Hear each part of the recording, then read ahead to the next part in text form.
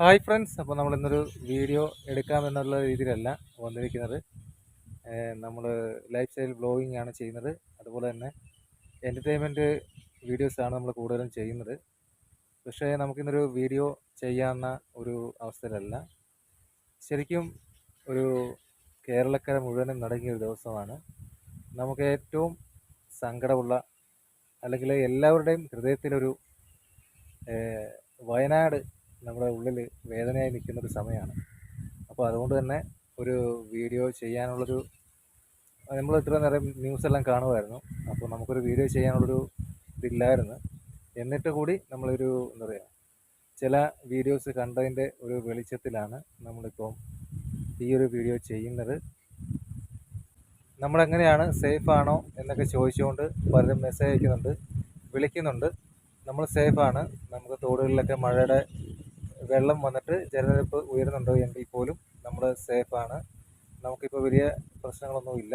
മഴ ഇത്ര നേരം ഉണ്ടായിരുന്നു, ഇപ്പോഴൊന്ന് നിന്ന സമയത്താണ് നമ്മൾ ഈ ഒരു വീഡിയോ ആയിട്ട് വരുന്നത്.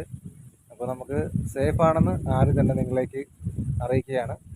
അതുപോലെ തന്നെ നമ്മുടെ നാടിനെ നടുക്കിയൊരു ദുരന്തം വയനാടാണെങ്കിലും നമ്മുടെ കേരളത്തിലെ എല്ലാ മലയാളികളും ഒന്നടങ്കം ഇന്ന് ഏറ്റവും എന്താ പറയുക, വിഷമിക്കുന്ന ഒരു സാഹചര്യമാണ് നമ്മൾ ഈ ഒരു സംഭവത്തോടു കൂടി ഉണ്ടായിരിക്കുന്നത്.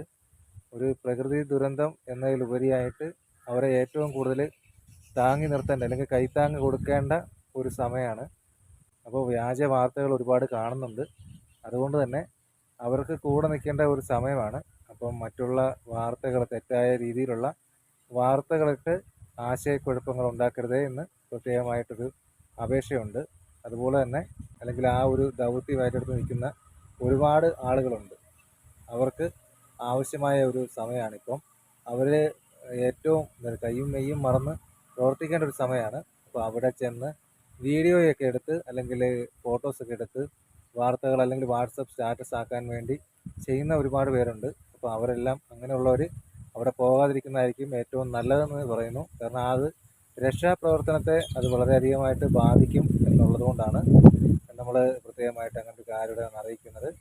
അപ്പം അവിടെ ചെന്നിട്ട് അവരെ ബുദ്ധിമുട്ടിക്കാതെ അവർക്ക് വേണ്ട സഹായങ്ങൾ, ഇപ്പോൾ വെള്ളമായാലും അതുപോലെ തന്നെ ആവശ്യത്തിന് ഭക്ഷണമൊക്കെ ചിലപ്പോൾ അവർക്ക് കിട്ടത്തില്ലായിരിക്കും.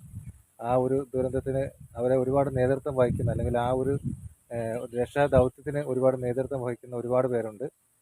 അതുപോലെ തന്നെ അവർക്കെല്ലാം ഒരു സഹായം എന്തെങ്കിലും ചെയ്യാൻ പറ്റുമെങ്കിൽ നാട്ടുകാരിൽ നിന്ന്, അല്ലെങ്കിൽ മറ്റുള്ള സ്ഥലങ്ങളിൽ നിന്ന് അവിടേക്ക് പോകുന്ന ആളുകൾ ശ്രദ്ധിക്കേണ്ടത് ആ ഒരു കാര്യമാണ്. 2018 അതുപോലെ തന്നെ കഴിഞ്ഞ വർഷങ്ങളിലുമെല്ലാം പ്രകൃതി ദുരന്തങ്ങൾ ഒരുപാടുണ്ടായി. ഒരുപാട് പേര് അതിൽ മരണപ്പെട്ടു. ഒരുപാട് ബുദ്ധിമുട്ടുകളെല്ലാം ആ സമയങ്ങളിലൊക്കെ ഉണ്ടായിരുന്നു. അതെല്ലാം നമ്മൾ അതിജീവിച്ച് വന്നു. നമ്മൾ ഒരുമിച്ച് നിൽക്കണം. ഈ ഒരു വയനാടിൻ്റെ ഈ ഒരു സമയത്തും, ഈ വയനാട്ടിൽ നടന്ന ഈ ഒരു ദുരന്ത സമയത്തും നമ്മൾ അവരുടെ ഒപ്പം നിൽക്കണം, അവരുടെ കൂടെ നിൽക്കണം. അവർക്ക് വേണ്ട ആഹാരങ്ങളായാലും വസ്ത്രങ്ങളായാലും വെള്ളമായാലും, അവർക്ക് അത്യാവശ്യമായിട്ട് ബ്ലഡ് എത്തിക്കേണ്ട ആവശ്യങ്ങളുണ്ട്. അതെല്ലാം തന്നെ നമ്മൾ എത്തിച്ച് അവരുടെ കൂടെ നിൽക്കണം. അതുപോലെ തന്നെ വയനാട്ടുകാർക്ക് വേണ്ടി നമുക്ക് പ്രയത്നിക്കാം. അവർക്ക് വേണ്ട കാര്യങ്ങൾ ചെയ്തു കൊടുക്കാം. നമുക്ക് ജാതി മത വ്യത്യാസമില്ലാതെ അവർക്ക് വേണ്ടി പ്രയത്നിക്കാം. നമുക്ക് എല്ലാവരുടെയും പ്രാർത്ഥനകൾ അവരുടെ കൂടെ ഉണ്ടാകണമെന്ന് പറഞ്ഞുകൊണ്ട് ഞാൻ ഈ ഒരു വീഡിയോ നിർത്തുവാണ്. നമുക്ക് അടുത്ത വീഡിയോ കാണാം.